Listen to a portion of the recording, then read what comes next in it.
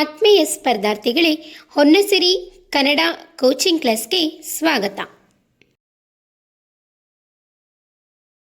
UGC net, KSET ಮತ್ತು ಎಲ್ಲ ಕನ್ನಡ ಸ್ಪರ್ಧಾತ್ಮಕ ಪರೀಕ್ಷೆಯಲ್ಲಿ ಉತ್ತೀರ್ಣರಾಗಲು ಶ್ರಮಿಸುತ್ತಿರುವ ವಿದ್ಯಾರ್ಥಿಗಳಿಗಾಗಿ ಹೊನ್ನಸಿರಿ ಕನ್ನಡ ಕೋಚಿಂಗ್ ಕ್ಲಾಸ್ ಪಠ್ಯಕ್ರಮ ಆಧಾರಿತ ವಿಶೇಷ ತರಗತಿಗಳನ್ನು ಹಮ್ಮಿಕೊಂಡಿದೆ. ಈ ಅವಕಾಶವನ್ನು ನೀವೆಲ್ಲ ಸದುಪಯೋಗಪಡಿಸಿಕೊಂಡು ಆದಷ್ಟು ಬೇಗ UGC ನೆಟ್, ಕೆಸೆಟ್ ಪರೀಕ್ಷೆಗಳಲ್ಲಿ ಉತ್ತೀರ್ಣರಾಗಬೇಕು ಎಂದು ಶುಭ ಹಾರೈಸುತ್ತೇನೆ. ಕನ್ನಡ ಸಿರಿಯ ಈ ಜ್ಞಾನದ ಪಯಣದಲ್ಲಿ ನಮ್ಮ ಜೊತೆಗೂಡಲು ವಿಡಿಯೋವನ್ನು ಲೈಕ್ ಮಾಡಿ, ನಿಮ್ಮ ಸ್ನೇಹಿತರೊಂದಿಗೆ ಶೇರ್ ಮಾಡಿ. ಇಂತಹ ಮತ್ತಷ್ಟು ಉಪಯುಕ್ತ ತರಗತಿಗಳಿಗಾಗಿ ನಮ್ಮ ಚಾನೆಲ್ಗೆ ಈಗಲೇ ಸಬ್ಸ್ಕ್ರೈಬ್ ಆಗಿ, ಪಕ್ಕದಲ್ಲೇ ಇರುವ ಬೆಲ್ ಐಕಾನ್ ಕ್ಲಿಕ್ ಮಾಡಿ. ಧನ್ಯವಾದಗಳು. ನಿಮ್ಮ ಸಾಧನೆಯ ಹಾದಿಗೆ ನಮ್ಮ ಕನ್ನಡದ ಸಿರಿ ಹೊನ್ನಸಿರಿ ಶುಭವಾಗಲಿ. ಪ್ರಸ್ತುತ ತರಗತಿಯಲ್ಲಿ ತಮಟಗಲ್ಲು ಶಾಸನದ ಬಗ್ಗೆ ತಿಳಿದುಕೊಳ್ಳೋಣ. ಅದಕ್ಕೂ ಮುಂಚೆ ತಮಟಗಲ್ಲು ಶಾಸನಕ್ಕೆ ಸಾಕ್ಷಿಯಾಗಿ ನಿಂತಿರುವ ಆಧಾರ ಗ್ರಂಥಗಳನ್ನು ನೋಡುವುದಾದರೆ, ಎಪಿಗ್ರಾಫಿಯಾ ಕರ್ನಾಟಕ ಸಂಪುಟ 11 BL ರೈಸ್, ಕನ್ನಡ ಶಾಸನಗಳ ಸಾಂಸ್ಕೃತಿಕ ಅಧ್ಯಯನ ಡಾಕ್ಟರ್ M ಚಿದಾನಂದಮೂರ್ತಿ, ಕನ್ನಡ ಸಾಹಿತ್ಯ ಚರಿತ್ರೆ ಮೈಸೂರು ವಿಶ್ವವಿದ್ಯಾನಿಲಯ ಪ್ರಕಟಣೆ, ಕರ್ನಾಟಕ ಶಾಸನ ಮುಖಿ ಡಾಕ್ಟರ್ B ರಾಜಶೇಖರಪ್ಪ, ಕನ್ನಡ ಭಾಷೆ ಮತ್ತು ಸಾಹಿತ್ಯದ ಚರಿತ್ರೆ ರಂ ಶ್ರೀ ಮುಗಳಿ, ಶಾಸನ ವ್ಯಾಸಂಗ MM ಕಲಬುರ್ಗಿ, ಕರ್ನಾಟಕ ಇತಿಹಾಸ ಮತ್ತು ಸಂಸ್ಕೃತಿ ಫಾಲಾಕ್ಷ, ಮೊದಲ ಸಹಸ್ರಮಾನದ ಕನ್ನಡ ಶಾಸನಗಳು ಸಂಪುಟಗಳು ಶ ಶೆಟ್ಟರ್, ಕನ್ನಡ ಶಾಸನಗಳು BR ಗೋಪಾಲ್, ಕನ್ನಡ ಶಾಸನ ಸಂಪದ ಸಂಶೋಧನಾ ಪ್ರಕಟಣೆ, ಚಿತ್ರದುರ್ಗ ಜಿಲ್ಲೆಯ ಶಾಸನಗಳು ಇತಿಹಾಸ ಅಕಾಡೆಮಿ, ಎಪಿಗ್ರಾಫಿಯಾ ಕರ್ನಾಟಕ ಸಂಪುಟ 11 BL ರೈಸ್, ಕನ್ನಡ ಶಾಸನಗಳ ಸಾಂಸ್ಕೃತಿಕ ಅಧ್ಯಯನ ಡಾಕ್ಟರ್ M ಚಿದಾನಂದಮೂರ್ತಿ, ಕನ್ನಡ ಸಾಹಿತ್ಯ ಚರಿತ್ರೆ ಮೈಸೂರು ವಿಶ್ವವಿದ್ಯಾನಿಲಯ ಪ್ರಕಟಣೆ, ಕರ್ನಾಟಕ ಸರ್ಕಾರ ಮುಖಿ ಡಾಕ್ಟರ್ B ರಾಜಶೇಖರಪ್ಪ, ಕನ್ನಡ ಭಾಷೆ ಮತ್ತು ಸಾಹಿತ್ಯದ ಚರಿತ್ರೆ ರಂ ಶ್ರೀ ಮುಗಳಿ, ಶಾಸನ ವ್ಯಾಸಂಗ MM ಕಲಬುರ್ಗಿ, ಕರ್ನಾಟಕ ಇತಿಹಾಸ ಮತ್ತು ಸಂಸ್ಕೃತಿ ಫಾಲಾಕ್ಷ. ನೋಡಿ, ಇದು ತಮಟಗಲ್ಲು ಶಾಸನದ ಒಂದು ಚಿತ್ರ. ತಮಟಗಲ್ಲು ಶಾಸನದ ಚಿತ್ರ ಕಾಣಿಸ್ತಾ ಇದೆಯಲ್ವಾ? ಇದೇನೆ ತಮಟಗಲ್ಲು ಶಾಸನದ ಚಿತ್ರ. ಇನ್ನು ತಮಟಗಲ್ಲು ಶಾಸನದ ಪರಿಚಯ ಮತ್ತು ಐತಿಹಾಸಿಕ ಹಿನ್ನೆಲೆಯನ್ನು ನಾವು ನೋಡೋದಾದರೆ, ಸ್ಥಳ ಚಿತ್ರದುರ್ಗ ತಾಲೂಕಿನ ತಮಟಗಲ್ಲು ಅಥವಾ ತಮ್ಮಟಗಲ್ಲು ಎಂಬ ಗ್ರಾಮದಲ್ಲಿ ದೊರೆತಿದೆ. ತಮಟಗಲ್ಲು ಶಾಸನ ನಮಗೆ ಎಲ್ಲಿ ದೊರೆತಿದೆ ಅಂತಂದರೆ, ಚಿತ್ರದುರ್ಗ ಜಿಲ್ಲೆ ಅಥವಾ ಚಿತ್ರದುರ್ಗ ತಾಲೂಕಿನ ತಮಟಗಲ್ಲು ಅಥವಾ ತಮ್ಮಟಕಲ್ಲು ಎಂಬಂತಹ ಗ್ರಾಮದಲ್ಲಿ ತಮಟಗಲ್ಲು ಶಾಸನ ನಮಗೆ ದೊರೆತಿದೆ. ಇದರ ಕಾಲವನ್ನು ನೋಡೋದಾದರೆ, ಕ್ರಿಸ್ತಶಕ ಸುಮಾರು 500 ಅಂದರೆ 6ನೇ ಶತಮಾನದ ಆರಂಭ. ಎಷ್ಟರಲ್ಲಿ? ಕ್ರಿಸ್ತಶಕ ಸುಮಾರು 500ರಲ್ಲಿ 6ನೇ ಶತಮಾನದ ಆರಂಭದಲ್ಲಿ ನಮಗೆ ತಮಟಗಲ್ಲು ಶಾಸನದ ಕಾಲವನ್ನು ನಾವು ಗುರುತಿಸಬಹುದು. ಇನ್ನು ಸಂಪಾದನೆಯನ್ನು ನೋಡೋದಾದರೆ, ಈ ಶಾಸನವನ್ನು ಮೊದಲು BL ರೈಸ್ ಅವರು ಪತ್ತೆ ಹಚ್ಚಿ ಎಪಿಗ್ರಾಫಿಯಾ ಕರ್ನಾಟಕ ಸಂಪುಟ 6ರ ಚಿತ್ರದುರ್ಗ ಶಾಸನ ಸಂಖ್ಯೆ 42 ಮತ್ತು 43ರಲ್ಲಿ ಪ್ರಕಟಿಸಿದರು. ಇದನ್ನು ಸಂಪಾದಕರು ಯಾರಪ್ಪ? ಈ ಶಾಸನದ ಸಂಪಾದಕರು ಅಂತ ನೋಡೋದಾದರೆ, ಈ ಶಾಸನವನ್ನು ಮೊದಲು BL ರೈಸ್ ಅವರು ಪತ್ತೆ ಹಚ್ತಾರೆ. ಪತ್ತೆ ಹಚ್ಚಿ ಏನು ಮಾಡ್ತಾರೆ, ಎಪಿಗ್ರಾಫಿಯಾ ಕರ್ನಾಟಕ ಸಂಪುಟ 6ರ ಚಿತ್ರದುರ್ಗ ಶಾಸನ ಸಂಖ್ಯೆ 42 ಮತ್ತು 43ರಲ್ಲಿ ಇದನ್ನು ಪ್ರಕಟಿಸ್ತಾರೆ. ಯಾರು? BL ರೈಸ್ರವರು. ಇದು ಬಹಳ ಮುಖ್ಯವಾಗಿರುವಂಥ ಒಂದು ಪ್ರಶ್ನೆಯಾಗಿದೆ, ನೋಡ್ಕೊಳ್ಳಿ. ತಮಟಗಲ್ಲು ಶಾಸನವನ್ನು ಮೊದಲು ಪತ್ತೆ ಹಚ್ಚಿದವರು ಯಾರು ಅಂತ ಕೇಳ್ಬೋದು. ಯಾರು? BL Rice. ಯಾವುದು? ಎಪಿಗ್ರಾಫಿಯ ಕರ್ನಾಟಕ ಸಂಪುಟ 6ರ ಚಿತ್ರದುರ್ಗ ಶಾಸನ ಸಂಖ್ಯೆ 42 ಮತ್ತು 43ರಲ್ಲಿ ಪ್ರಕಟಿಸ್ತಾರೆ. ಆಯಿತಾ? ಇನ್ನು ಶಾಸನದ ಪ್ರಕಾರವನ್ನು ನೋಡೋದಾದರೆ ಇದೊಂದು ವೀರಗಲ್ಲು ಶಾಸನ ಹಾಗೂ ಪ್ರಶಸ್ತಿ ಶಾಸನವಾಗಿದೆ. ಯಾವುದು? ತಮಟಗಲ್ಲು ಶಾಸನ ಎನ್ನುವುದು ಒಂದು ವೀರಗಲ್ಲು ಶಾಸನ ಹಾಗೆ ಪ್ರಶಸ್ತಿ ಶಾಸನವಾಗಿದೆ ಎಂದು ಹೇಳಲಾಗಿದೆ. ಇನ್ನು ಸ್ಥಳ ಆಗಲೇ ನೋಡಿದಾಗೆ ಚಿತ್ರದುರ್ಗ ನಗರದಿಂದ ವಾಯುವ್ಯಕ್ಕೆ ಸುಮಾರು 8 ಕಿಲೋಮೀಟರ್ ದೂರದಲ್ಲಿರುವ ತಮಟಗಲ್ಲು ಗ್ರಾಮದ ಹೊಲವೊಂದರಲ್ಲಿ ಈ ಶಾಸನ ಪತ್ತೆಯಾಗಿದೆ. ಇನ್ನು ಚಿತ್ರದುರ್ಗ ನಗರದಿಂದ ವಾಯುವ್ಯ ದಿಕ್ಕಿಗೆ ಸುಮಾರು 8 ಕಿಲೋಮೀಟರ್ ದೂರದಲ್ಲಿ ತಮಟಗಲ್ಲು ಎನ್ನುವಂಥ ಒಂದು ಗ್ರಾಮ ಇದೆ. ಆ ತಮಟಗಲ್ಲು ಗ್ರಾಮದ ಹೊಲದಲ್ಲಿ ಈ ಶಾಸನ ಪತ್ತೆಯಾಗಿದೆ. ಯಾವುದು? ತಮಟಗಲ್ಲು ಶಾಸನ ಆ ಹೊಲದಲ್ಲಿ ಪತ್ತೆಯಾಗಿದೆ ಎಂದು ಹೇಳಬಹುದು. ಇನ್ನು ಕಾಲವನ್ನು ಆಗಲೇ ನೋಡಿದಾಗೆ ಇದು ಸುಮಾರು ಕ್ರಿಸ್ತಶಕ 500ರ 5ನೇ ಶತಮಾನದ ಕೊನೆ ಅಥವಾ 6ನೇ ಶತಮಾನದ ಆರಂಭ ಕಾಲಕ್ಕೆ ಸೇರಿದಾಗಿದೆ. ಇದು ಎಷ್ಟನೇ ಶತಮಾನದ ಶಾಸನ? ಕ್ರಿಸ್ತಶಕ 500ನೇ ಶತಮಾನಕ್ಕೆ ಸೇರಿದಂಥ ಶಾಸನ. ಅಂದರೆ 5ನೇ ಶತಮಾನದ ಕೊನೆ ಮತ್ತು 6ನೇ ಶತಮಾನದ ಆರಂಭದ ಒಂದು ಕಾಲಾವಧಿಯಲ್ಲಿ ಸಿಕ್ಕಿದಂಥ ಒಂದು ಶಾಸನವೇ ತಮಟಗಲ್ಲು ಶಾಸನ ಎಂದು ಹೇಳಬಹುದು. ಇನ್ನು ಇದರ ಮಹತ್ವವನ್ನು ನೋಡೋದಾದರೆ ಇದು ಪೂರ್ವದ ಹಳಗನ್ನಡದ ಅತ್ಯಂತ ಪ್ರಾಚೀನ ವೀರಗಲ್ಲು ಶಾಸನಗಳಲ್ಲಿ ಒಂದಾಗಿದೆ. ಇದು ಬಹಳ ಮುಖ್ಯವಾಗಿದೆ, ನೋಡ್ಕೊಳ್ಳಿ. ಇದು ಪೂರ್ವದ ಹಳಗನ್ನಡದ ಯಾವುದು? ಪೂರ್ವದ ಹಳಗನ್ನಡದ ಅತ್ಯಂತ ಪ್ರಾಚೀನ ವೀರಗಲ್ಲು ಶಾಸನಗಳಲ್ಲಿ ಒಂದಾಗಿದೆ. ಪ್ರಾಚೀನ ವೀರಗಲ್ಲು ಶಾಸನಗಳಲ್ಲಿ ಒಂದಾಗಿರೋದು ಯಾವುದು? ತಮಟಗಲ್ಲು ಶಾಸನವು ಕೂಡ ಒಂದಾಗಿದೆ ಅಂತ ಹೇಳ್ಬೋದು. ಇನ್ನು ವಿಷಯ ಆದರೆ ಇನ್ನು ಶಾಸನದ ವಿಷಯವನ್ನು ನೋಡೋದಾದರೆ ಮಾಸಿಕಪುರ ಎಂಬ ಪ್ರಾಚೀನ ಪಟ್ಟಣವನ್ನು ಆಳುತ್ತಿದ್ದ ಗುಣಮಧುರ ಎಂಬ ರಾಜ ಅಥವಾ ವೀರನ ಶೌರ್ಯ ಹಾಗೂ ಗುಣಗಾನವನ್ನು ಈ ಶಾಸನ ಒಳಗೊಂಡಿದೆ. ಇದನ್ನು ಇತಿಹಾಸಕಾರ BL ರೈಸ್ ಅವರು ಪತ್ತೆ ಹಚ್ಚಿದರು. ಈ ತಮಟಗಲ್ಲು ಶಾಸನದ ವಿಷಯ ಏನು ಅಂತಂದರೆ ಮಾಸಿಕಪುರ ಎಂಬ ಪ್ರಾಚೀನ ಪಟ್ಟಣವನ್ನು ಯಾವುದು? ಆ ಪಟ್ಟಣ ಮಾಸಿಕಪುರ ಎನ್ನುವಂಥ ಒಂದು ಪ್ರಾಚೀನ ಪಟ್ಟಣವನ್ನು ಗುಣಮಧುರ ಎಂಬಂತಹ ರಾಜ ಅಥವಾ ಆ ವೀರನ ಶೌರ್ಯ ಹಾಗೂ ಗುಣಗಾನವನ್ನು ಈ ಶಾಸನ ಒಳಗೊಂಡಿದೆ. ಗುಣಮಧುರ ಯಾವ ಒಂದು ಪಟ್ಟಣವನ್ನು ಆಳ್ತಾ ಇದ್ದ? ಮಾಸಿಕಪುರ ಅಲ್ವಾ?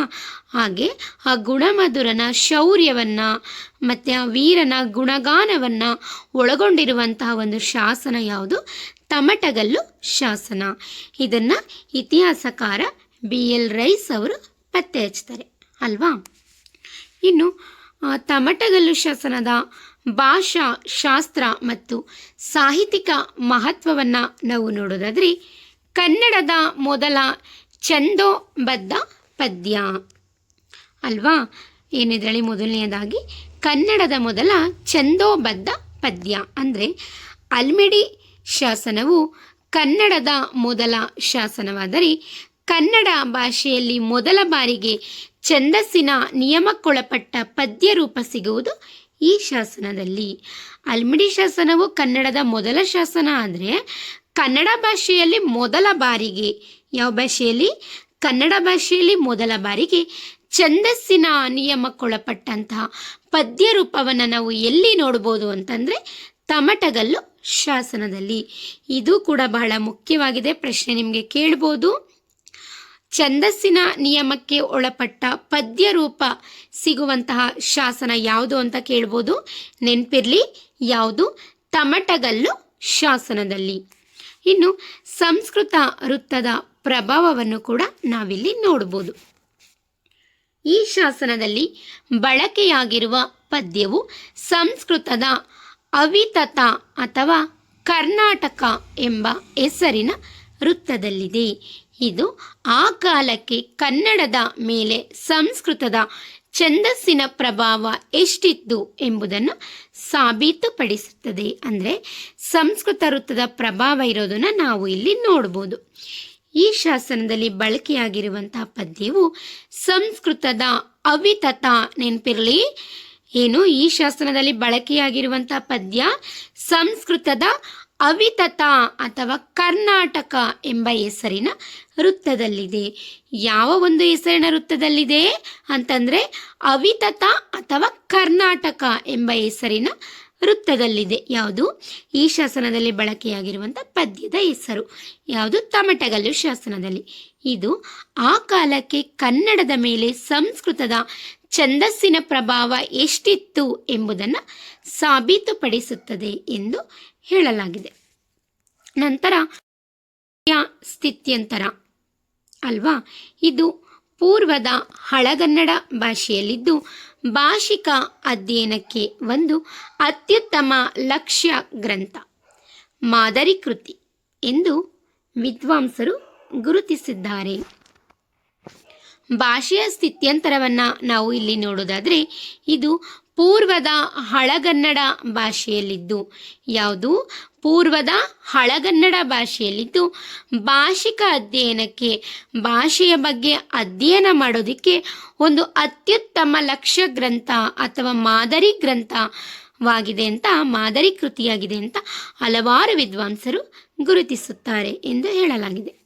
ನಂತರ ಇನ್ನು ಮೂಲ ಪದ್ಯ ಮತ್ತು ಸಾಹಿತ್ಯಿಕ ಅರ್ಥವನ್ನು ನೋಡುವುದಾದರೆ ಇಲ್ಲಿ ಒಂದು ಪದ್ಯವಿದೆ. ಯಾವುದು? ತಮಟಗಲ್ಲು ಶಾಸನದಲ್ಲಿ ಉಲ್ಲೇಖವಾಗಿರುವಂಥ ಒಂದು ಪದ್ಯವನ್ನು ನೋಡೋದಾದರೆ, ಬಿನಮಣಿ ಅಂತು ಬೋಗಿ ಬಿಣದುಲ್ಮ ನಿಲ್ಮನದೋನ್ ರಣಮುಖದುಳ್ಳ ಕೋಲಂ ನೆರಿಯರ್ಕು ಮನಿಂದ ಗುಣಂ ಪ್ರಣಹಿ ಜನಕ್ಕೆ ಕಾಮನರಸಿ ತೋತ್ಪಲ ವರ್ಣನವನ್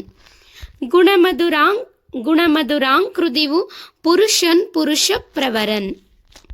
ಇದರ ಒಂದು ಸರಳ ಅರ್ಥ ಮತ್ತು ಸಾರಾಂಶವನ್ನು ನೋಡೋದಾದರೆ ಇಲ್ಲಿ ಗುಣಮಧುರಾಂಕನ ಬಗ್ಗೆ ಮತ್ತು ಅವನ ಒಂದು ಶೌರ್ಯದ ವರ್ಣನೆ ಮತ್ತು ಅವನ ಸ್ವಭಾವವನ್ನು ಈ ಪದ್ಯದಲ್ಲಿ ಹೇಳ್ತಾ ಇದೆ ಅಂತ ಹೇಳಲಾಗಿದೆ. ಇನ್ನು ಅದರ ಒಂದು ಅರ್ಥವನ್ನು ನಾವು ನೋಡೋದಾದರೆ ಗುಣಮಧುರಾಂಕ, ಈ ಶಾಸನವು ಮಾಸಿಕಪುರವನ್ನು ಆಳುತ್ತಿದ್ದ ಗುಣಮಧುರ ಎಂಬ ರಾಜ ಅಥವಾ ವೀರನ ಗುಣಗಾನ ಮಾಡುತ್ತದೆ. ನಾವೀಗ ಪದ್ಯ ಓದಿದ್ವಿ ಅಲ್ವಾ, ಆ ಪದ್ಯದಲ್ಲಿ ಗುಣಮಧುರಾಂಕನ ಸಾಹಸವನ್ನು ಮತ್ತು ಅವನ ಗುಣವನ್ನು ಇಲ್ಲಿ ಹೇಳ್ತಾ ಇರೋದು. ಅಂದರೆ ಈ ಶಾಸನ ಏನು, ಮಾಸಿಕಪುರವನ್ನು ಆಳ್ತಿದ್ದಂತಹ ಗುಣಮಧುರ ಎಂಬ ರಾಜ ಅಥವಾ ವೀರನ ಗುಣಗಾನವನ್ನು ಮಾಡ್ತಾ ಇದೆ. ಅಷ್ಟೇ ಅಲ್ಲದೆ ಅವನ ಶೌರ್ಯದ ವರ್ಣನೆಯನ್ನು ಕೂಡ ಇಲ್ಲಿ ಹೇಳಲಾಗಿದೆ. ಈ ಗುಣಮಧುರನು ರತ್ನದಂತೆ ತೇಜಸ್ಸುಳ್ಳವನು, ಯುದ್ಧ ರಂಗದಲ್ಲಿ ಇವನು ಬಿಲ್ಲು ಬಾಣ ಹಿಡಿದು ನಿಂತನೆಂದರೆ ಶತ್ರುಗಳಿಗೆ ಇವನನ್ನು ತಡೆಯಲು ಸಾಧ್ಯವಿಲ್ಲ. ಏನು ಹೇಳ್ತಾ ಇದೆ, ಇವನ ಶೌರ್ಯವನ್ನು ಯಾವ ಥರ ವರ್ಣನೆ ಮಾಡ್ತಾ ಇದ್ದಾರೆ ಈ ಶಾಸನದಲ್ಲಿ ಅಂತ ನೋಡೋದಾದರೆ, ಈ ಗುಣಮಧುರನು ಹೇಗಿದ್ದಾನೆ, ಅವನು ರತ್ನದಂತೆ ತೇಜಸ್ಸುಳ್ಳವನು. ರತ್ನಗಳು ಹೇಗೆ ಹೊಳೆಯುತ್ತಾವೋ ಹಾಗೆಯೇ ರತ್ನದಂತೆ ತೇಜಸ್ಸನ್ನು ಉಳ್ಳವನು. ಯಾರು? ಗುಣಮಧುರ. ಯುದ್ಧ ರಂಗದಲ್ಲಿ ಇವನು ಬಿಲ್ಲು ಬಾಣ ಹಿಡಿದು ನಿಂತನೆಂದರೆ ಶತ್ರುಗಳಿಗೆ ಇವನನ್ನು ತಡೆಯೋದಿಕ್ಕೆ ಸಾಧ್ಯನೇ ಇಲ್ಲ ಅಂತ ಹೇಳ್ತಾ ಇದ್ದಾರೆ. ಏನಾದರೂ ರಣರಂಗದಲ್ಲಿ ಇವನು ಬಿಲ್ಲು ಬಾಣವನ್ನು ಇಟ್ಕೊಂಡು ನಿಂತ್ಕೊಂಡ ಅಂತಂದರೆ ಶತ್ರುಗಳಿಗೆ ಇವನನ್ನು ತಡೆಯೋದಿಕ್ಕೆ ಸಾಧ್ಯನೇ ಇಲ್ಲ. ಅಷ್ಟೊಂದು ಶೌರ್ಯವನ್ನು ಗುಣಮಧುರ ಹೊಂದಿದ್ದಾನೆ ಅಂತ ಶಾಸನದಲ್ಲಿ ಉಲ್ಲೇಖಿಸಲಾಗಿದೆ. ಇನ್ನು ಗುಣಮಧುರನ ಸ್ವಭಾವವನ್ನು ನೋಡೋದಾದರೆ ಇವನು ಉದಾರ ಗುಣದವನು, ಪ್ರಣಯಿ ಜನಕ್ಕೆ ಅಂದರೆ ತನ್ನನ್ನು ಪ್ರೀತಿಸುವ ಮಹಿಳೆಯರಿಗೆ ಅಥವಾ ಆಶ್ರಿತರಿಗೆ, ಬಿಳಿಯ ತಾವರೆಯ ಬಾಣವನ್ನು ಹೊಂದಿರುವ ಮನ್ಮಥನಂತವನು, ಇವನು ಪುರುಷರಲ್ಲೇ ಶ್ರೇಷ್ಠನಾದ ಪುರುಷೋತ್ತಮ. ಇವನು ಉದಾರ ಗುಣದವನು ಮತ್ತು ಇವನು ತನ್ನನ್ನು ಪ್ರೀತಿಸುವಂತಹ ಜನಗಳಿಗೆ ಇವನು ತುಂಬ ಉದಾರ ಗುಣದವನಾಗಿರ್ತಾನೆ. ಹಾಗೆ ಬಿಳಿಯ ತಾವರೆಯ ಬಾಣವನ್ನು ಹೊಂದಿರುವ ಮನ್ಮಥನಂತೆ ಇವನು ಇದ್ದ. ಇವನು ಪುರುಷರಲ್ಲೇ ಶ್ರೇಷ್ಠನಾದಂತಹ ಪುರುಷೋತ್ತಮ. ಯಾರು? ಗುಣಮಧುರ. ಈ ರೀತಿ ಆ ಪದ್ಯದ ಒಂದು ಸಾರಾಂಶವನ್ನು ನಾವು ಇಲ್ಲಿ ನೋಡ್ಬೋದಾಗಿದೆ. ತದನಂತರ ತಮಟೆಗಲ್ಲು ಶಾಸನದ ಪ್ರಮುಖ ಮಹತ್ವ ಮತ್ತು ಮುಖ್ಯಾಂಶಗಳನ್ನು ನೋಡೋದಾದರೆ, ತಮಟೆಗಲ್ಲು ಅಥವಾ ತಮಟೆಗಲ್ಲು ಈ ಶಾಸನದ ಪ್ರಮುಖ ಮಹತ್ವ ಮತ್ತು ಮುಖ್ಯಾಂಶಗಳನ್ನು ನಾವು ಇಲ್ಲಿ ನೋಡೋದಾದರೆ, ಕನ್ನಡದ ಮೊದಲ ಪದ್ಯ ಶಾಸನ. ಇದು ಬಹಳ ಮುಖ್ಯವಾಗಿದೆ, ನೋಡ್ಕೊಳ್ಳಿ. ಕನ್ನಡ ಸಾಹಿತ್ಯ ಚರಿತ್ರೆಯಲ್ಲಿ ಛಂದಸ್ಸಿನ ರೂಪದ ಪದ್ಯವನ್ನು ಹೊಂದಿರುವ ಅತ್ಯಂತ ಪ್ರಾಚೀನ ಶಾಸನ ಇದಾಗಿದೆ. ಇದರಲ್ಲಿ ಪ್ರಾಸಯುಕ್ತವಾದ ವೃತ್ತ ಪದ್ಯವಿದೆ. ಕನ್ನಡದ ಮೊದಲ ಪದ್ಯ ಶಾಸನ ಅಂತಂದರೆ ಯಾವುದು? ತಮಟಗಲ್ಲು ಶಾಸನ. ಕನ್ನಡ ಸಾಹಿತ್ಯ ಚರಿತ್ರೆಯಲ್ಲಿ ಛಂದಸ್ಸಿನ ರೂಪದ ಪದ್ಯವನ್ನು ಹೊಂದಿರುವಂತಹ ಅತ್ಯಂತ ಪ್ರಾಚೀನ ಶಾಸನ ಯಾವುದು ಅಂತಂದರೆ ತಮಟಗಲ್ಲು ಶಾಸನ. ಇದರಲ್ಲಿ ಪ್ರಾಸಯುಕ್ತವಾದಂತಹ ವೃತ್ತ ಪದ್ಯವಿರೋದನ್ನು ನೋಡ್ಬೋದು. ಇನ್ನು ಸಂಸ್ಕೃತದ ಪ್ರಭಾವ. ಈ ಶಾಸನದಲ್ಲಿ ಬಳಕೆಯಾಗಿರುವ ಪದ್ಯವು ಸಂಸ್ಕೃತದಲ್ಲಿ ಪ್ರಸಿದ್ಧವಾಗಿರುವ ಅವಿತರ ಅಥವಾ ಅವಿರತ ಆಗಬೇಕು, ಅದು ಅವಿರತ ಅವಿತರ ಎರಡು ಒಂದೇ, ಅವಿರತ ಅಥವಾ ಕರ್ನಾಟಕ ಎಂಬ ಹೆಸರಿನ ವೃತ್ತಕ್ಕೆ ಸೇರಿದ್ದಾಗಿದೆ. ಇದರಿಂದ ಆ ಕಾಲಕ್ಕಾಗಲೇ ಕನ್ನಡದ ಮೇಲೆ ಸಂಸ್ಕೃತ ಭಾಷೆಯ ಪ್ರಭಾವ ಹೆಚ್ಚಾಗತೊಡಗಿತ್ತು ಎಂಬುದು ತಿಳಿಯುತ್ತದೆ. ಸಂಸ್ಕೃತದ ಪ್ರಭಾವವನ್ನು ಕೂಡ ನಾವು ಈ ಶಾಸನದಲ್ಲಿ ನೋಡ್ಬೋದು. ಅಂದರೆ ಈ ಶಾಸನದಲ್ಲಿ ಬಳಕೆಯಾಗಿರುವ ಪದ್ಯವು, ಆಗಲೇ ಪದ್ಯ ಓದಿದ್ವಿ ಅಲ್ವಾ, ಆ ಪದ್ಯವು ಸಂಸ್ಕೃತದಲ್ಲಿ ಪ್ರಸಿದ್ಧವಾಗಿರುವಂತಹ ಅವಿರತ ಅಥವಾ ಕರ್ನಾಟಕ, ಅವಿತರ ಅಥವಾ ಅವಿರತ ಅಥವಾ ಕರ್ನಾಟಕ ಎಂಬ ಹೆಸರಿನ ವೃತ್ತಕ್ಕೆ ಸೇರಿದ್ದಾಗಿದೆ. ಯಾವ ಒಂದು ವೃತ್ತಕ್ಕೆ ಸೇರಿದ್ದಾಗಿದೆ ಅಂತಂದರೆ ಕರ್ನಾಟಕ ಎಂಬ ಹೆಸರಿನ ವೃತ್ತಕ್ಕೆ ಸೇರಿದ್ದಾಗಿದೆ. ಇದರಿಂದ ಆ ಕಾಲಕ್ಕಾಗಲೇ ಕನ್ನಡದ ಮೇಲೆ ಸಂಸ್ಕೃತ ಭಾಷೆಯ ಪ್ರಭಾವ ಹೆಚ್ಚಾಗತೊಡಗಿತ್ತು ಎಂಬುದು ನಮಗೆ ಇದರಿಂದ ತಿಳಿಯುತ್ತದೆ. ಇನ್ನು ವಿಷಯ ವಸ್ತುವನ್ನು ನೋಡೋದಾದರೆ, ನಾವಾಗಲೇ ನೋಡಿದ್ವಿ, ಮಾಸಿಕಾಪುರ ಎಂಬ ಪ್ರಾಚೀನ ಪಟ್ಟಣವನ್ನು ಆಳುತ್ತಿದ್ದ ಗುಣಮಧುರ ಎಂಬ ವೀರನ ಸೌಂದರ್ಯ, ದಯಾಗುಣ ಮತ್ತು ಯುದ್ಧರಂಗದ ಶೌರ್ಯವನ್ನು ಈ ಶಾಸನದಲ್ಲಿ ಹಾಡಿ ಹೊಗಳಲಾಗಿದೆ. ತಮಟಗಲ್ಲು ಶಾಸನದ ವಿಷಯ ವಸ್ತು ಅಂತಂದರೆ ಮಾಸಿಕಾಪುರ ಎಂಬಂತಹ ಪ್ರಾಚೀನ ಪಟ್ಟಣವನ್ನು ಆಳ್ತಿದ್ದಂತಹ ಗುಣಮಧುರನ ಸೌಂದರ್ಯ, ಅವನ ಶೌರ್ಯ, ಅವನ ದಯಾಗುಣ ಮತ್ತು ಯುದ್ಧರಂಗದ ಶೌರ್ಯವನ್ನು ನಾವು ಈ ಶಾಸನದಲ್ಲಿ ಹಾಡಿ ಹೊಗಳಲಾಗಿದೆ. ಇದೇ ತಮಟಗಲ್ಲು ಶಾಸನದ ವಿಷಯ ವಸ್ತು ಎಂದು ಹೇಳಲಾಗಿದೆ. ಇನ್ನು ಶಿಲ್ಪಕಲೆಯ ವಿವರಣೆಯನ್ನು ನೋಡೋದಾದರೆ, ಈ ವೀರಗಲ್ಲಿನ ಫಲಕದಲ್ಲಿ 3 ವೀರರು ಒಂದೇ ಸಾಲಿನಲ್ಲಿ ಬಿಲ್ಲು ಮತ್ತು ಕತ್ತಿಗಳನ್ನು ಹಿಡಿದು ನಿಂತಿರುವುದನ್ನು ಕೆತ್ತಲಾಗಿದೆ. ಇಲ್ಲಿ ನೋಡಿ, ಫೋಟೋದಲ್ಲಿ 3 ವೀರರು ಒಂದೇ ಸಾಲಿನಲ್ಲಿ ಬಿಲ್ಲು ಮತ್ತು ಕತ್ತಿಗಳನ್ನು ಹಿಡಿದುಕೊಂಡು ನಿಂತಿರುವುದನ್ನು ನಾವು ಈ ಚಿತ್ರದಲ್ಲಿ ನೋಡ್ಬೋದು. ಅದನ್ನು ಇಲ್ಲಿ ಹೇಳ್ತಾ ಇರೋದು. ಅವರ ಪಾದಗಳ ಬಳಿ ಶತ್ರುಗಳು ಬಿಟ್ಟ ಬಾಣಗಳು ಬಿದ್ದಿರುವ ಅಪರೂಪದ ಯುದ್ಧದ ದೃಶ್ಯವಿದೆ ಅಲ್ವಾ. ಈ ಚಿತ್ರದಲ್ಲಿ 3 ವೀರರು ಒಂದೇ ಸಾಲಿನಲ್ಲಿ ನಿಂತ್ಕೊಂಡಿದ್ದಾರೆ. ಅವರ ಒಂದು ಪಾದದ ಕೆಳಗಡೆ ಶತ್ರುಗಳು ಬಿಟ್ಟಂತಹ ಆಯುಧಗಳನ್ನ ನಾವು ಇಲ್ಲಿ ನೋಡ್ಬೋದು. ಇದು ತಮಟಗಲ್ಲು ಶಾಸನದಲ್ಲಿ ಶಿಲ್ಪಕಲೆಯ ಒಂದು ವಿವರಣೆಯನ್ನು ನಾವು ಈ ರೀತಿ ನೋಡ್ಬೋದಾಗಿದೆ. ಪಕ್ಕದಲ್ಲಿರುವಂತಹ ಮತ್ತೊಂದು ಚಿತ್ರ ಏನು ಅಂತಂದರೆ ತಮಟಗಲ್ಲು ಶಾಸನದ ಒಂದು ಚಿತ್ರ. ಇದು ಅಲ್ಲಿರುವಂಥ ಶಾಸನ ಎಲ್ಲ ಕೂಡ ಏನಾಗಿದೆ, ಹಾಳಾಗಿದೆ ಅಂತ ನಾವು 2ನೇ ಚಿತ್ರದಲ್ಲಿ ನಾವು ನೋಡ್ಬೋದಾಗಿದೆ. ನಂತರ ಭಾಷೆಯ ಕೊಂಡಿಯನ್ನು ನೋಡುವುದಾದರೆ, ಇತಿಹಾಸಕಾರರ ಪ್ರಕಾರ ಇದೇ ಗ್ರಾಮದಲ್ಲಿ ತಮಿಳಿನ ಒಟ್ಟೆಳುತ್ತು ಲಿಪಿಯ ಶಾಸನವು ಪತ್ತೆಯಾಗಿದ್ದು, ಇದು ಆ ಕಾಲದಲ್ಲಿಯೇ ಕನ್ನಡಿಗರು ಮತ್ತು ಇತರರ ನಡುವೆ ಇದ್ದ ಸಾಂಸ್ಕೃತಿಕ ಸಾಮರಸ್ಯವನ್ನು ಸಾರುತ್ತದೆ. 2ನೇದಾಗಿ ಭಾಷೆಯ ಕೊಂಡಿಯನ್ನು ನಾವು ಈ ಶಾಸನದಲ್ಲಿ ಗಮನಿಸ್ಬೋದು. ಇತಿಹಾಸಕಾರರ ಪ್ರಕಾರ ಇದೇ ಗ್ರಾಮದಲ್ಲಿ ಅಂದರೆ ತಮಟಗಲ್ಲು ಗ್ರಾಮದಲ್ಲಿ ತಮಿಳಿನ ಒಟ್ಟೆಳುತ್ತು ಲಿಪಿಯ ಒಂದು ಶಾಸನವು ಕೂಡ ಪತ್ತೆಯಾಗಿದೆ.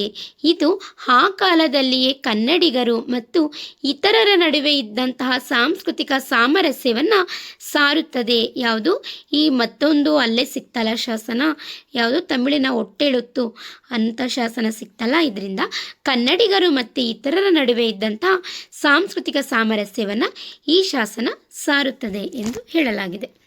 ನೋಡಿ ಈ ಚಿತ್ರ ಅಷ್ಟೇ, ಇದು ತಮಟಗಲ್ಲು ಶಾಸನದ ಒಂದು ಚಿತ್ರ. ಇಲ್ಲಿ ಏನಾಗಿದೆ, ಅಲ್ಲಿರುವಂಥ ಅಕ್ಷರಗಳೆಲ್ಲ ಕೂಡ ಹಾಳಾಗಿದೆ. ಅದನ್ನು ತೋರಿಸೋದಕ್ಕೋಸ್ಕರ ನಾನು ನಿಮಗೆ ಈ ಒಂದು ಚಿತ್ರವನ್ನು ಇಲ್ಲಿ ಸೇರಿಸಿದ್ದೀನಿ. ನಂತರ ಇತ್ತೀಚಿನ ಮಹತ್ವದ ಸಂಶೋಧನೆಗಳನ್ನು ನೋಡೋದಾದರೆ, ಲಿಪಿಯ ನಂಟು. ಇತಿಹಾಸಕಾರರ ಸಂಶೋಧನೆಯ ಪ್ರಕಾರ ಈ ಶಾಸನದ ಪಕ್ಕದಲ್ಲಿ 6ನೇ ಶತಮಾನದ ತಮಿಳಿನ ಒಟ್ಟೆಳುತ್ತು ಅಂದರೆ ಗುಂಡಗಿನ ಅಕ್ಷರಗಳು ಲಿಪಿಯ ಶಾಸನವು ಪತ್ತೆಯಾಗಿದೆ. ಈಗ ಥರ ನಾನು ಹೇಳಿದೆ ನೋಡಿ, ಅದನ್ನು ಇಲ್ಲಿ ಹೇಳ್ತಾ ಇರೋದು.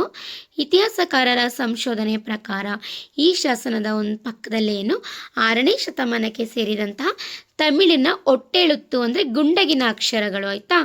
ತಮಿಳಿನ ಒಟ್ಟೆಳುತ್ತು ಲಿಪಿಯ ಒಂದು ಶಾಸನವು ಕೂಡ ಪತ್ತೆಯಾಗಿದೆ ಅಂತ ಇತಿಹಾಸಕಾರರು ಸಂಶೋಧನೆಯ ಪ್ರಕಾರ ಹೇಳಿದ್ದಾರೆ. ಇನ್ನು ಸಾಮರಸ್ಯದ ಸಂಕೇತ. ಇದು ಕರ್ನಾಟಕದಲ್ಲಿ ದೊರೆತಿರುವ ಅತ್ಯಂತ ಹಳೆಯ ತಮಿಳು ಲಿಪಿಯ ದಾಖಲೆಯಾಗಿದ್ದು 6ನೇ ಶತಮಾನದಲ್ಲೇ ಕನ್ನಡಿಗರು ಮತ್ತು ತಮಿಳರ ನಡುವೆ ಇದ್ದ ಸಾಂಸ್ಕೃತಿಕ ಸಾಮರಸ್ಯ ಹಾಗೂ ಶಾಸನ ಕೆತ್ತಿದ ಶಿಲ್ಪಿ ಎಲು ಮೊದಲಾರ್ ಸಾತನ್ ಹೆಸರನ್ನು ಸೂಚಿಸುತ್ತದೆ. ಅಲ್ಲಿ ತಮಿಳಿನ ಒಂದು ಶಾಸನ ಸಿಕ್ತಲ್ವಾ, ಅದರಿಂದ ಇದು ಒಂದು ಸಾಮರಸ್ಯದ ಸಂಕೇತವಾಗಿದೆ ಅಂತ ನಾವು ಇಲ್ಲಿ ನೋಡ್ಬೋದು. ಅದನ್ನು ಇಲ್ಲಿ ಹೇಳ್ತಾ ಇದ್ದಾರೆ. ಇನ್ನು ತಮಟಗಲ್ಲು ಶಾಸನಕ್ಕೆ ಸಂಬಂಧಿಸಿದ ಪ್ರಶ್ನೋತ್ತರಗಳ ಸರಣಿಯನ್ನು ನೋಡೋಣ. ಪ್ರಶ್ನೆ ಸಂಖ್ಯೆ 1. ತಮಟಗಲ್ಲು ಶಾಸನವು ಕರ್ನಾಟಕದ ಯಾವ ಜಿಲ್ಲೆಯಲ್ಲಿದೆ? ಉತ್ತರ ಚಿತ್ರದುರ್ಗ ಜಿಲ್ಲೆ. ಪ್ರಶ್ನೆ 2. ಈ ಶಾಸನವನ್ನು ಅಂದರೆ ತಮಟಗಲ್ಲು ಶಾಸನವನ್ನು ಪತ್ತೆ ಹಚ್ಚಿದ ಇತಿಹಾಸಕಾರರು ಯಾರು? ಉತ್ತರ BL ರೈಸ್. ಪ್ರಶ್ನೆ ಸಂಖ್ಯೆ 3. ತಮಟಗಲ್ಲು ಶಾಸನವು ಯಾವ ರೀತಿಯ ಶಾಸನಕ್ಕೆ ಉದಾಹರಣೆಯಾಗಿದೆ?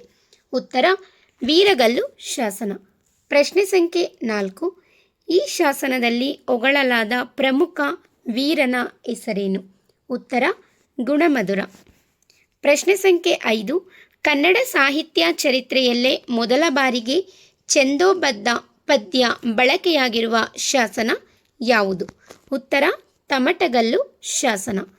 ಪ್ರಶ್ನೆ 6. ತಮಟಗಲ್ಲು ಶಾಸನದ ಶಿಲ್ಪದಲ್ಲಿ ಒಟ್ಟು ಎಷ್ಟು ಜನ ವೀರರ ಚಿತ್ರಗಳಿವೆ? ಉತ್ತರ 3 ವೀರರು.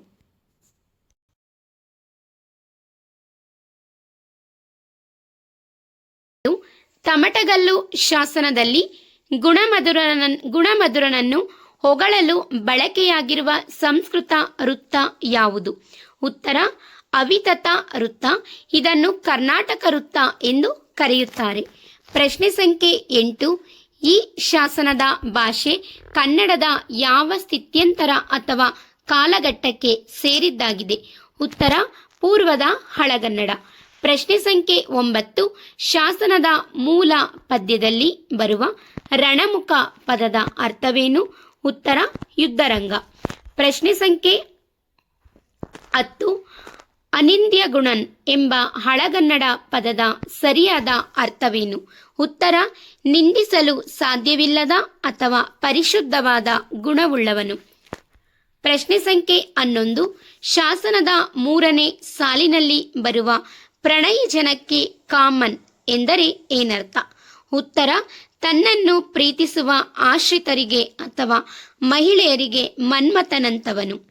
ಪ್ರಶ್ನೆ ಸಂಖ್ಯೆ 12. ಈ ಶಾಸನದಲ್ಲಿ ಗುಣಮಧುರನನ್ನು ಯಾವ ದೇವರಿಗೆ ಹೋಲಿಸಲಾಗಿದೆ? ಉತ್ತರ ಮನ್ಮಥ ಮತ್ತು ವಿಷ್ಣು. ಪ್ರಶ್ನೆ ಸಂಖ್ಯೆ 13. ಅಸಿತೋತ್ಪಲ ವರ್ಣನವನ್ ಎಂಬ ಪದದ ಸಾಹಿತ್ಯಿಕ ಅರ್ಥವೇನು? ಉತ್ತರ ಬಿಳಿಯ ತಾವರೆಯ ಬಣ್ಣದ ಬಾಣವನ್ನು ಹೊಂದಿರುವವನು ಮನ್ಮಥ. ಪ್ರಶ್ನೆ ಸಂಖ್ಯೆ 14. ಪುರುಷ ಪ್ರವರನ್ ಎಂಬ ಪದವು ಯಾವ ವ್ಯಾಕರಣಾಂಶಕ್ಕೆ ಉದಾಹರಣೆಯಾಗಿದೆ? ಉತ್ತರ ತತ್ಪುರುಷ ಸಮಾಸ. ಪುರುಷರಲ್ಲಿ ಪ್ರವರನ್ ಅಥವಾ ಶ್ರೇಷ್ಠನ್ ಎಂದು ಅರ್ಥ. ಪ್ರಶ್ನೆ ಸಂಖ್ಯೆ 15. ಈ ಶಾಸನದಲ್ಲಿ ದೊರೆತಿರುವ ಒಟ್ಟು ಪದ್ಯಗಳ ಸಂಖ್ಯೆ ಎಷ್ಟು? ಒಂದು ಪದ್ಯ ಮಾತ್ರ ಇಲ್ಲಿ ದೊರೆತಿರೋದು. ಬಿಡಮನಿ ಹಂಟು ಅಂತ ಹೇಳಿದ್ವಲ್ಲ ಅದು.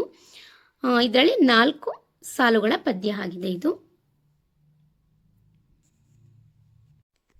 ಆದರೆ ನಾನು ಇದನ್ನು ಟೈಪಿಂಗ್ ಮಾಡಬೇಕಾದ್ರೆ ಸಾಲುಗಳನ್ನು ಸ್ವಲ್ಪ ಬಿಡಿ ಬಿಡಿಯಾಗಿ ಸೇರಿಸಿರೋದ್ರಿಂದ ಒಂದು 5-6 ಸಾಲುಗಳನ್ನ ನಾನು ಇಲ್ಲಿ ಟೈಪಿಂಗ್ ಮಾಡ್ಕೊಂಡಿದ್ದೀನಿ. ಇನ್ನು ಪ್ರಶ್ನೆ ಸಂಖ್ಯೆ 16, ತಮಟಗಲ್ಲು ಶಾಸನದ ಪಕ್ಕದಲ್ಲೇ ಪತ್ತೆಯಾದ ತಮಿಳಿನ ಪ್ರಾಚೀನ ಲಿಪಿ ಯಾವುದು? ಉತ್ತರ ಒಟ್ಟೆಳುತ್ತು ಲಿಪಿ. ಪ್ರಶ್ನೆ ಸಂಖ್ಯೆ 17, ಈ ಶಾಸನವನ್ನು ಕೆತ್ತಿದ ಶಿಲ್ಪಿಯ ಅಥವಾ ಲಿಪಿಕಾರನ ಹೆಸರೇನು? ಅಂದರೆ ಈ ಶಾಸನ ಅಂತಂದರೆ ಒಟ್ಟೆಳುತ್ತು ಶಾಸನ, ಆಯಿತಾ? ತಮಿಳಿನ ಶಾಸನ ಅಂತ ಹೇಳಿದ್ನಲ್ಲ ಅದು. ಉತ್ತರ ಎಲೂರು ಮೊದಲ ಸಾತಾನ್. ಪ್ರಶ್ನೆ ಸಂಖ್ಯೆ 18, ತಮಟಗಲ್ಲು ಶಾಸನವು ಯಾವ ಮೀಮಾಂಸೆಯ ರಸಕ್ಕೆ ಅತ್ಯುತ್ತಮ ಉದಾಹರಣೆಯಾಗಿದೆ? ಉತ್ತರ ವೀರರಸ. ಪ್ರಶ್ನೆ ಸಂಖ್ಯೆ 19, ಗುಣಮಧುರಾಂಕನ್ ಎಂಬ ಪದದಲ್ಲಿರುವ ಅಂಕ ಪದದ ಅರ್ಥವೇನು? ಉತ್ತರ ಬಿರುದು. ಪ್ರಶ್ನೆ ಸಂಖ್ಯೆ 20, ತಮಟಗಲ್ಲು ಶಾಸನವು ಯಾವ ಶತಮಾನಕ್ಕೆ ಸೇರಿದ್ದಾಗಿದೆ? ಉತ್ತರ ಕ್ರಿಸ್ತಶಕ 6ನೇ ಶತಮಾನ, ಸುಮಾರು ಕ್ರಿಸ್ತಶಕ 500. ಪ್ರಶ್ನೆ ಸಂಖ್ಯೆ 21, ಶಾಸನದ ಮೊದಲ ಸಾಲಿನಲ್ಲಿ ಬರುವ ಭೋಗಿ ಎಂಬ ಪದದ ಅರ್ಥವೇನು? ಉತ್ತರ ಸುಖವನ್ನು ಅನುಭವಿಸುವ ರಾಜ ಅಥವಾ ಅರಸ. ಪ್ರಶ್ನೆ ಸಂಖ್ಯೆ 22, ಕೋಲಂ ಎಂಬ ಹಳಗನ್ನಡ ಪದದ ಹಿಂದಿನ ಹೊಸಗನ್ನಡ ರೂಪ ಯಾವುದು? ಉತ್ತರ ಬಾಣ ಅಥವಾ ಅಸ್ತ್ರ. ಪ್ರಶ್ನೆ ಸಂಖ್ಯೆ 23, ಈ ಶಾಸನದಲ್ಲಿ ಪ್ರಥಮ ವಿಭಕ್ತಿಯಲ್ಲಿ ಬಳಕೆಯಾಗಿರುವ ಪ್ರತ್ಯಯ ಯಾವುದು? ಉತ್ತರ ಅನ್ ಪ್ರತ್ಯಯ. ಉದಾಹರಣೆ ಮನದೋನ್, ಗುಣನ್, ಪ್ರವರನ್. ಪ್ರಶ್ನೆ ಸಂಖ್ಯೆ 24, ತಮಟಗಲ್ಲು ಶಾಸನವು ಪ್ರಸ್ತುತ ಕರ್ನಾಟಕದ ಯಾವ ಜಿಲ್ಲೆಯಲ್ಲಿದೆ? ಉತ್ತರ ಚಿತ್ರದುರ್ಗ ಜಿಲ್ಲೆ. ಪ್ರಶ್ನೆ ಸಂಖ್ಯೆ 25, ಬಿಣಮಣಿ ಅಂತು ಎಂಬ ಪದದಲ್ಲಿ ಅಡಗಿರುವ ಮೂಲ ವ್ಯಾಕರಣಾಂಶ ಯಾವುದು? ಉತ್ತರ ಹಳಗನ್ನಡದ ಸಂಧಿ ಪ್ರಕ್ರಿಯೆ ಮತ್ತು ಪ್ರತ್ಯಯಗಳು. ಪ್ರಶ್ನೆ ಸಂಖ್ಯೆ 26, ಈ ಶಾಸನವನ್ನು ಇತಿಹಾಸಕಾರರು ಯಾವ ವರ್ಗದ ಶಾಸನವೆಂದು ವರ್ಗೀಕರಿಸಿದ್ದಾರೆ? ಉತ್ತರ ವೀರಗಲ್ಲು ಮತ್ತು ಪ್ರಶಸ್ತಿ ಶಾಸನ. ಪ್ರಶ್ನೆ ಸಂಖ್ಯೆ 27, ಶಾಸನದಲ್ಲಿ ಬರುವ ನೆರಿಯರ್ಕುಮನಿಂದ್ಯ ಎಂಬ ಪದವನ್ನು ಬಿಡಿಸಿ ಬರೆದಾಗ ಏನಾಗುತ್ತದೆ? ಉತ್ತರ ನೆರಿಯರ್ಕುಂ ಪ್ಲಸ್ ಅನಿಂದ್ಯ. ಪ್ರಶ್ನೆ ಸಂಖ್ಯೆ 28, ಈ ಶಾಸನದಲ್ಲಿ ಸಂಸ್ಕೃತ ವೃತ್ತವನ್ನು ಬಳಸಿರುವುದು ಏನನ್ನು ಸಾಬೀತುಪಡಿಸುತ್ತದೆ? ಉತ್ತರ 6ನೇ ಶತಮಾನದಲ್ಲಿ ಕನ್ನಡದ ಮೇಲೆ ಸಂಸ್ಕೃತ ಛಂದಸ್ಸಿನ ಪ್ರಭಾವವಿತ್ತು ಎಂಬುದನ್ನು. ಪ್ರಶ್ನೆ ಸಂಖ್ಯೆ 29, ತಮಟಗಲ್ಲು ಶಾಸನವನ್ನು ಪ್ರಕಟಿಸಿದ BL ರೈಸ್ ಅವರ ಯಾವ ಗ್ರಂಥವು ಶಾಸನಗಳ ಅಧ್ಯಯನಕ್ಕೆ ಮೂಲಾಧಾರವಾಗಿದೆ? ಉತ್ತರ ಎಪಿಗ್ರಾಫಿಯಾ ಕರ್ನಾಟಿಕ. ಹಾಗಾದರೆ ನಾವು ಪ್ರಸ್ತುತ ತರಗತಿಯಲ್ಲಿ ತಮಟಗಲ್ಲು ಶಾಸನದ ಬಗ್ಗೆ ಒಂದಿಷ್ಟು ಮಾಹಿತಿಯನ್ನು ತಿಳಿದುಕೊಂಡಿದ್ದೇವೆ. ಮುಂದಿನ ತರಗತಿಯಲ್ಲಿ ಮತ್ತೊಂದು ವಿಷಯದ ಬಗ್ಗೆ ತಿಳಿದುಕೊಳ್ಳೋಣ. ಆತ್ಮೀಯ ಸ್ಪರ್ಧಾರ್ಥಿಗಳೇ, ನಿಮ್ಮ ಜ್ಞಾನದ ಮಟ್ಟವನ್ನು ಹೆಚ್ಚಿಸುವ ಸಲುವಾಗಿ ಇಲ್ಲಿ 10 ಬಹುಆಯ್ಕೆ ಪ್ರಶ್ನೆಗಳನ್ನು ಮತ್ತು ಉತ್ತರವನ್ನು ಕೊಡಲಾಗಿದೆ. ಸರಿಯಾದ ಉತ್ತರವನ್ನು ನೀವು ಕಾಮೆಂಟ್ ಬಾಕ್ಸ್ನಲ್ಲಿ ಬರೆಯಿರಿ. ಪ್ರಶ್ನೆ ಸಂಖ್ಯೆ 1, ತಮಟಗಲ್ಲು ಶಾಸನವು ಪ್ರಸ್ತುತ ಕರ್ನಾಟಕದ ಯಾವ ಜಿಲ್ಲೆಯಲ್ಲಿ ಕಂಡುಬಂದಿದೆ? Option A Dharwad, option B Chitradurga, option C Shivamogga, option D Ballari. ಪ್ರಶ್ನೆ ಸಂಖ್ಯೆ 2, ಈ ಪ್ರಸಿದ್ಧ ಶಾಸನವನ್ನು ಮೊಟ್ಟ ಮೊದಲಿಗೆ ಪತ್ತೆ ಹಚ್ಚಿ ಪ್ರಕಟಿಸಿದ ಇತಿಹಾಸಕಾರರು ಯಾರು? Option A EP Rice, option B GH Khare, option C BL Rice, option D DL Narasimhachar. ಪ್ರಶ್ನೆ ಸಂಖ್ಯೆ 3, ತಮಟಗಲ್ಲು ಶಾಸನವು ಇತಿಹಾಸದಲ್ಲಿ ಯಾವ ರೀತಿಯ ಶಾಸನಕ್ಕೆ ಅತ್ಯುತ್ತಮ ಉದಾಹರಣೆಯಾಗಿದೆ? ಆಪ್ಷನ್ ಎ ದಾನಶಾಸನ, ಆಪ್ಷನ್ ಬಿ ವೀರಗಲ್ಲು ಶಾಸನ, ಆಪ್ಷನ್ ಸಿ ತಾಮ್ರ ಶಾಸನ, ಆಪ್ಷನ್ ಡಿ ಸ್ಮಾರಕ ಶಾಸನ. ಪ್ರಶ್ನೆ ಸಂಖ್ಯೆ 4, ಈ ಶಾಸನದಲ್ಲಿ ಪ್ರಮುಖವಾಗಿ ಯಾವ ವೀರನ ಸಾಹಸ ಮತ್ತು ಗುಣಗಳನ್ನು ಬಣ್ಣಿಸಲಾಗಿದೆ? Option A Gunamadhura, option B Kakusthavarma, option C Mayuravarma, option D Shivakoti Acharya. ಪ್ರಶ್ನೆ ಸಂಖ್ಯೆ 5. ಕನ್ನಡ ಸಾಹಿತ್ಯ ಚರಿತ್ರೆಯಲ್ಲೇ ಮೊದಲ ಬಾರಿಗೆ ಛಂದೋಬದ್ಧವಾದ ಪದ್ಯ ಅಥವಾ ವೃತ್ತ ಬಳಕೆಯಾಗಿರುವ ಶಾಸನ ಯಾವುದು? ಆಪ್ಷನ್ ಎ ಅಲ್ಮಿಡಿ ಶಾಸನ, ಆಪ್ಷನ್ ಬಿ ಶ್ರವಣಬೆಳಗೊಳ ಶಾಸನ, ಆಪ್ಷನ್ ಸಿ ಬಾದಾಮಿ ಶಾಸನ. ಪ್ರಶ್ನೆ ಸಂಖ್ಯೆ 5 ಕ್ಷಮೆ ಇರಲಿ, ಆಪ್ಷನ್ ಡಿ ತಮಟಗಲ್ಲು ಶಾಸನ. ಪ್ರಶ್ನೆ ಸಂಖ್ಯೆ 6. ತಮಟಗಲ್ಲು ಶಾಸನದಲ್ಲಿ ಕೆತ್ತಲಾಗಿರುವ ಶಿಲ್ಪದಲ್ಲಿ ಒಟ್ಟು ಎಷ್ಟು ಜನ ವೀರರು ಯುದ್ಧ ಮಾಡುತ್ತಿರುವ ಚಿತ್ರವಿದೆ? ಆಪ್ಷನ್ ಎ ಒಬ್ಬರು, ಆಪ್ಷನ್ ಬಿ ಇಬ್ಬರು, ಆಪ್ಷನ್ ಸಿ ಮೂವರು, ಆಪ್ಷನ್ ಡಿ 4 ಜನ. ಪ್ರಶ್ನೆ ಸಂಖ್ಯೆ 7.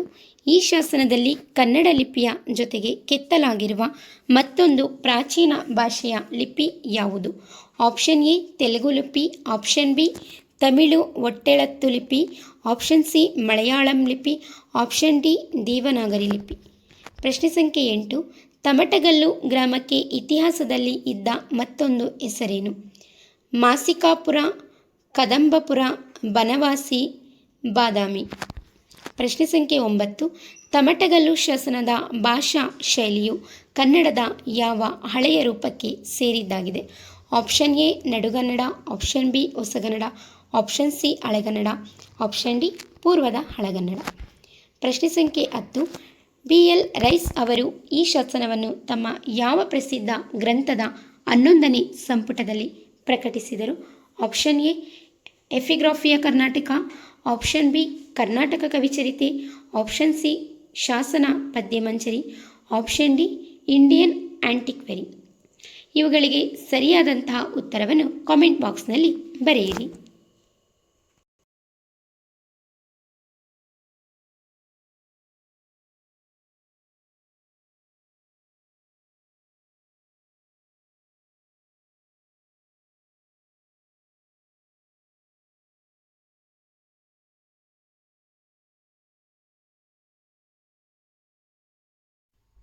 ಧನ್ಯವಾದಗಳು. ಶುಭ ದಿನ. ದಯವಿಟ್ಟು ನನ್ನ ತರಗತಿಗೆ ಲೈಕ್ ಮಾಡಿ, ಸಬ್ಸ್ಕ್ರೈಬ್ ಮಾಡಿ, ಬೆಲ್ ಐಕಾನ್ ಕ್ಲಿಕ್ ಮಾಡಿ. ನಾನು ಇನ್ನೂ ಹೆಚ್ಚು ತರಗತಿಗಳನ್ನು ಮಾಡಲು ನನಗೆ ಪ್ರೋತ್ಸಾಹವನ್ನು ನೀಡಿ.